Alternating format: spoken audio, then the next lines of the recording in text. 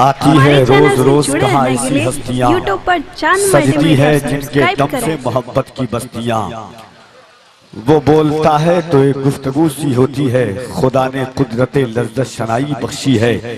हजरात खतीब हिंदुस्तान अल्लामा आसिफ इकबाल साहब क़िबला का नादिरो नायाब खिताब हम सभी हजरात ने समात किया। मिंबर शरीफ पर जनाबे याकूब उस्मानी शायरान इस्लाम जनाबे हजरत नायाब मंजर साहिबान तशरीफ रखते हैं।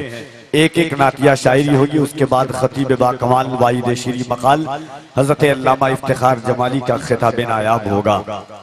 ऐ खासाए खासाने रसूल वक्ते दुआ है, उम्मत पे तेरी देख अजब वक्त पड़ा है। जिस दीन ने दिल आके थे दौरों के मिलाए, उस दीन में खुद भाई से अब भाई जुदा है। हजरात मोहब्बत व एहतराम का ये अजीम शान माहौल उर्से हजरत सलीम चिश्ती में मैं मुल्तमिस हूं मद्दाह रसूल अनाम जनाब याकूब उस्मानी से के तशरीफ लाएं, मोहब्बतों के साथ इस्तकबाल कर लें। नारे तकबीर, नारे रिसालत, उर्से हुजूर सलीम चिश्ती, नारे तकबीर, नारे रिसालत। फराज़े अर्शे आज़म का वो जीना हम भी देखेंगे, जहां दिन रात बढ़ता है खजीना हम भी देखेंगे।